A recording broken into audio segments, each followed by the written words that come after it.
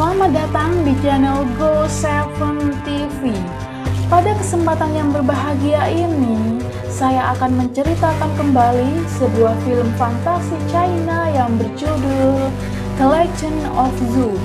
Film ini dirilis pada tanggal 21 Agustus 2019 dan disutradarai oleh Zhu Lingfeng serta diperankan oleh sederet bintang film Mandarin ternama yang diantaranya adalah Ng Chuk Hai sebagai Jing Hong, Li Shizi sebagai Xiao He, dan Zhao Shanshan sebagai Yu Qing. Sebelum kita masuk lebih dalam lagi ke alur ceritanya, jangan lupa klik tombol subscribe, like, dan bunyikan loncengnya. Selamat menyaksikan.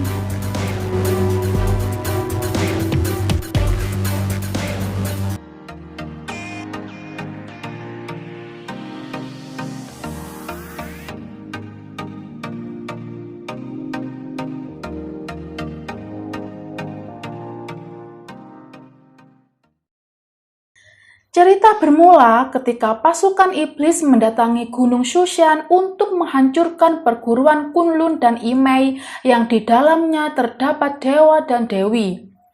Para dewa mengeluarkan senjata masing-masing untuk melawan pasukan iblis. Sementara Dewi Agung Fantian mengeluarkan cerminnya dari langit dan menyegel para iblis dengan mengorbankan nyawanya. Sementara guru besar Kunlun tewas karena melindungi Xiao He, murid termuda di Kunlun, lalu mempercayakan Kunlun kepada Jing Hong. Pada suatu malam, Jing Hong menyimpan batu permata yang telah menyegel iblis di cermin Fantian dan menyemayamkannya di Kunlun dengan penjagaan dari murid dan semua generasi Kunlun untuk melindungi orang-orang di dunia manusia. Di siang hari yang cerah, beberapa murid dari Kunlun dipimpin Xiao He mendatangi suatu desa untuk menangkap siluman kucing yang berkeliaran di desa tersebut.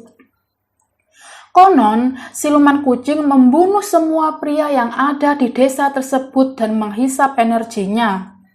Xiao He menjadikan salah satu muridnya untuk dijadikan umpan dan memberinya bendera sakral dengan tujuan mendeteksi kedatangan siluman kucing.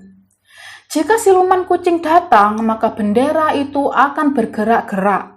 Sesaat kemudian, datanglah wanita cantik menghampirinya. Lalu bendera bergerak dengan sendirinya. Tidak tahunya, bendera itu digerakkan oleh anak kecil. Sementara itu, Xiao He dan yang lain mengawasi Baozi dari kejauhan dan berharap umpan mereka berhasil membuat siluman kucing mendatanginya. Bukannya siluman kucing mendatangi Baozi, malah siluman kucing mendatangi mereka dari belakang. Namun Xiao He berhasil melukainya dengan cermin 8 diagram. Siluman kucing berhasil melarikan diri, namun di tengah perjalanan, murid Kunlun berhasil menghadangnya dan memasukkannya ke dalam tas langit dan bumi. Karena kecerobohannya, siluman kucing melarikan diri dan berhasil ditangkap oleh para dewi dari Imei. Para murid Kunlun meminta para dewi mengembalikan siluman kucing kepada mereka. Namun para dewi tidak memberikannya. Para dewi berhasil menawan murid Kunlun, kemudian para dewi melepaskan mereka. Scene berikutnya memperlihatkan Xiao He yang secara sembunyi-sembunyi menjalin cinta dengan salah satu dewi dari Imei yang bernama Yu Qing. Xiao He mempertanyakan hubungan mereka yang terus berlangsung secara sembunyi-sembunyi. Yu Qing mengatakan akan memproklamirkan hubungan mereka jika Xiao He berhasil menjadi pemimpin di Kunlun dan dia menjadi pemimpin di Imei. Scene berpindah di suatu malam di mana guru besar Kunlun yang bernama Jing Hong menanyakan keberadaan siluman kucing yang ditangkap Xiao He dan teman-temannya. Namun Xiaohe beralibi bahwa mereka berhasil menangkap siluman kucing, namun di tengah jalan para dewi dari Imei berhasil merebutnya. Di tempat yang berbeda, guru besar Imei yang bernama Ebes memerintahkan para dewi untuk menangkap siluman bunga persik dan meminta Juyan menjadi umpan untuk memancing siluman keluar. Di tempat yang lain, para murid Kunlun juga mendapatkan perintah yang sama, yaitu menangkap siluman bunga persik. Singkat cerita, di malam berikutnya, Juyan dijadikan umpan dan berhasil memancing siluman keluar. Sesaat kemudian, yang lainnya muncul, dan para dewi berhasil menangkap siluman bunga persik dengan jaring merah. Namun sayang sekali, kekuatan mereka tidak mampu menahan siluman dan akhirnya mereka semua terhempas. Di sisi lain, tangan Xiaohe menyala yang merupakan pertanda bahwa Yuking sedang dalam bahaya. Kemudian Xiaohe berteleporasi ke tempat Yuking dan menolongnya. Sesaat kemudian, Ebes datang dan menyegel siluman, lalu membawa mereka berdua menghadap guru besar Kunlun. Beberapa saat kemudian, mereka berdua dihadapkan guru besar Kunlun, yaitu Jinghong.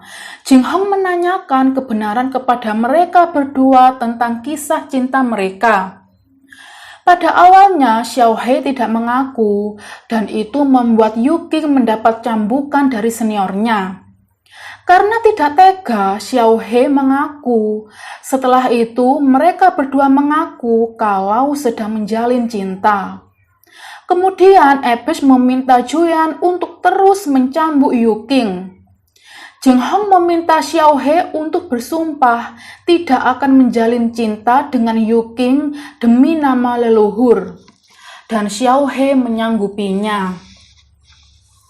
Scene berpindah di suatu malam di mana Xiaohe mendapat tugas untuk menjaga makam leluhur Kunlun. Karena Xiaohe dalam keadaan mabuk berat sehingga tidak menyadari bahwa jasad leluhur Kunlun telah dicuri. Keesokan paginya, Jinghong sangat terkejut mendapati berita bahwa jasad leluhur telah dicuri dan menyalahkan Xiaohe atas pencurian tersebut. Kemudian, Jinghong meminta muridnya mengirim Xiaohe ke jurang pertobatan untuk dicambuk.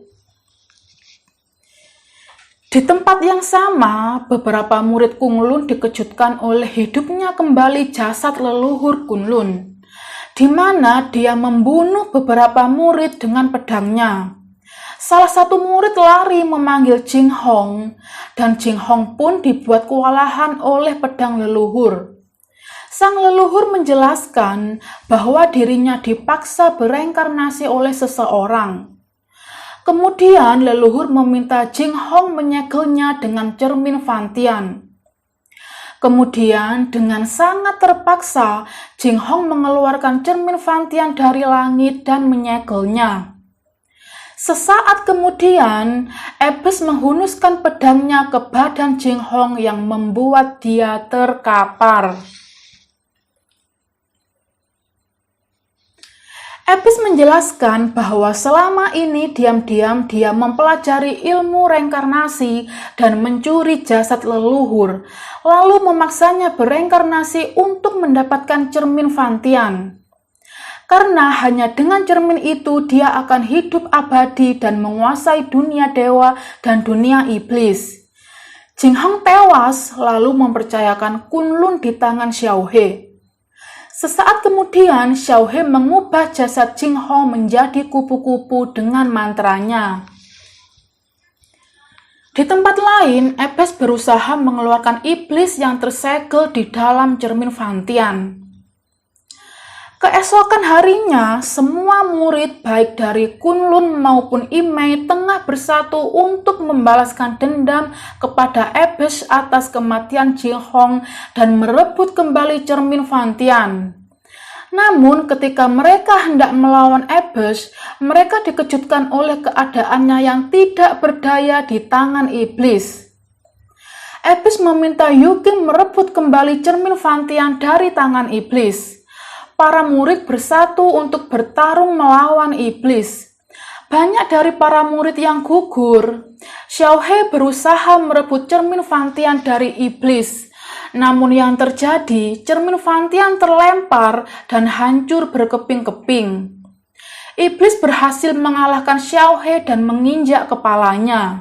Sesaat kemudian, Xiaohe bangkit dan mengucap mantra serta menjatuhkan satu serpihan cermin yang digenggamnya.